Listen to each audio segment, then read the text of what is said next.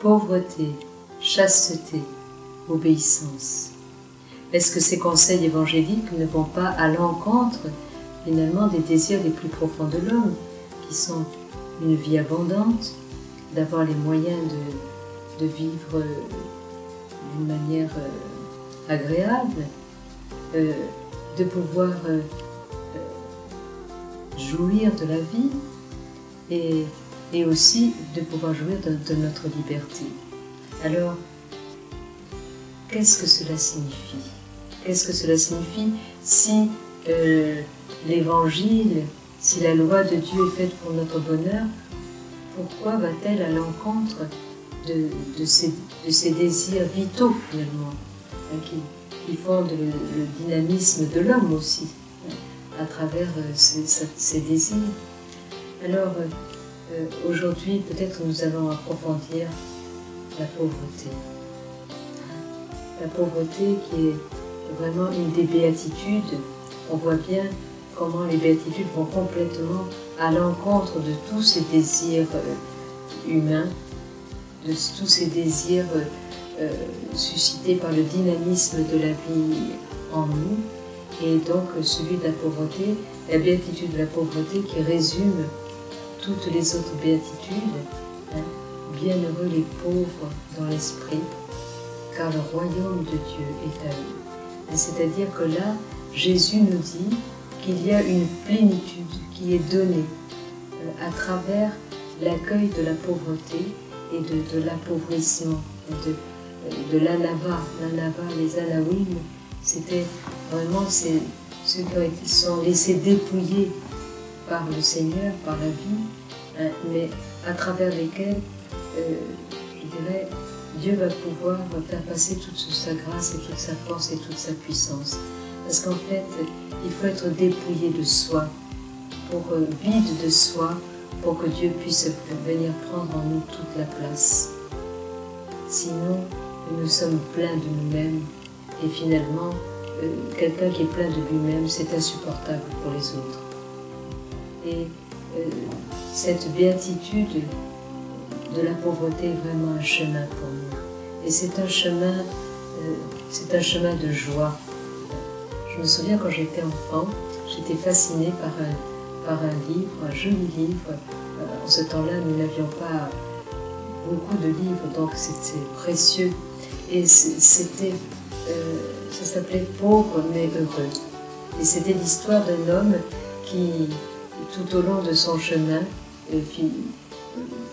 faisait sans cesse des échanges, mais il perdait à chaque échange. Et il devenait de plus en plus pauvre, mais plus il devenait pauvre, et plus il était léger, et plus il était joyeux. Alors je ne saurais plus vous dire exactement toute l'histoire, mais ça m'avait beaucoup frappé, et ce titre, « Pauvre mais heureux ». Et je crois qu'il y a vraiment une joie profonde qui naît de cette pauvreté que je comparerais à de la légèreté. Nous sommes appesantis par toutes nos possessions matérielles, mais aussi les personnes que nous retenons, que nous voulons aussi posséder, notre attitude aussi vis-à-vis de la nourriture qui veut posséder encore. Et je dirais, plus nous entrons nous laissons dépouiller tout simplement parfois par la vie, eh bien nous entrons dans une légèreté. Et ce qui est léger, c'est Marthe Robin qui avait dit, à un prêtre qui lui disait « je me sens léger », il avait dit « mais Père, ce qui est léger, ça monte ». Alors, je dirais qu'il nous faut considérer la pauvreté comme un chemin vers la liberté. Il suffit de voir comment Saint François, et qui a été vraiment l'apôtre, le chantre de la pauvreté, de Dame Pauvreté, et comment finalement il a eu un langage universel, parce qu'il a vécu cette radicalité de la pauvreté dans une très très grande liberté, non pas dans un rétrécissement. La pauvreté, ce n'est pas la misère. la misère ou vraiment, contre laquelle vraiment il faut lutter. Il faut lutter pour que tout être ait droit à, je dirais, à manger décemment, à se vêtir décemment, à pouvoir aussi avoir une formation humaine. Hein. Donc ça, nous devons, je dirais, être les artisans et nous-mêmes avoir à cœur de partager avec ceux qui n'ont pas. Hein. Mais par contre, accueillir aussi, accueillir la pauvreté, c'est-à-dire rentrer dans une sobriété. Hein. Une sobriété déjà au niveau matériel.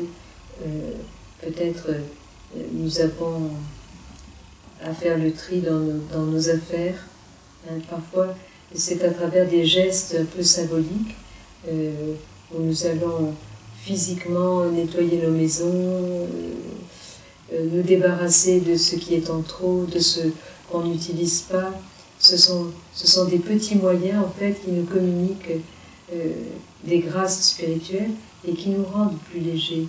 Hein, parce qu'en fait, les objets aussi encombrent notre tête, encombrent notre cœur et ne nous permettent pas de rentrer dans cette glorieuse liberté des enfants de Dieu. Hein, vous voyez, si Saint François a pu danser devant le pape, c'est parce qu'il était pauvre. C'est parce qu'il n'était encombré de rien et qu'il pouvait avoir cette liberté. Et il était totalement libéré du regard des autres. Alors, vraiment, demandons cette grâce de la pauvreté, non pas de la misère, mais d'aimer la pauvreté. Déjà, d'aimer notre propre pauvreté, parce qu'il faut bien le reconnaître, même si nous essayons de dissimuler nos faiblesses, nous sommes tous des pauvres. Devant Dieu, nous sommes tous des pauvres. Et il y a toujours un moment dans notre vie où, à la faveur d'une épreuve, eh bien, nous faisons cette expérience d'une pauvreté radicale. Eh bien, il nous faut comprendre que c'est des temps de grâce.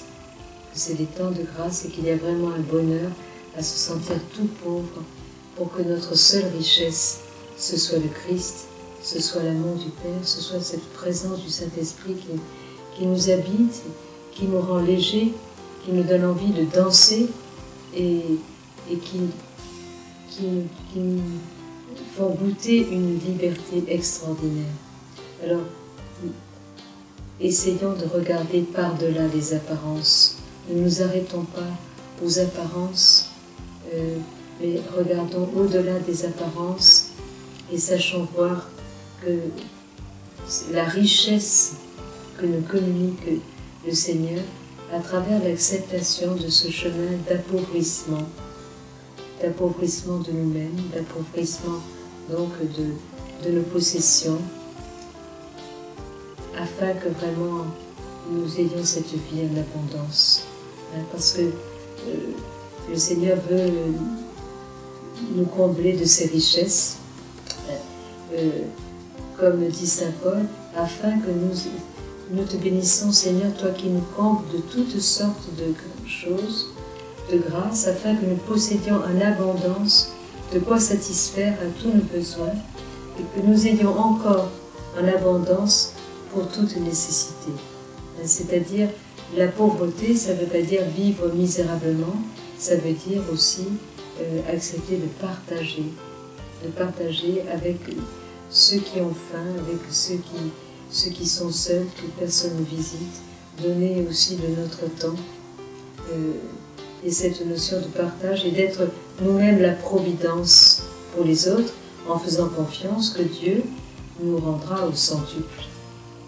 Que tout ce que nous serons riches de tout ce que nous aurons donné quand nous arriverons au ciel.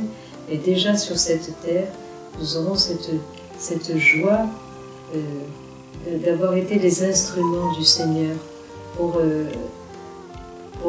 que soient bénis ceux qui sont vraiment dans le besoin. Alors, demandons au Seigneur d'avoir des cœurs généreux. Ne voyons pas les choses d'une manière négative, il faut s'appauvrir, mais soyons généreux, soyons les instruments de la providence, de la bonté de Dieu, parce que nous n'avons que cette terre pour faire le bien, nous n'avons que cette terre pour partager ce que nous avons. On n'a jamais vu un coffre-fort suivre un corbillard dans la rue.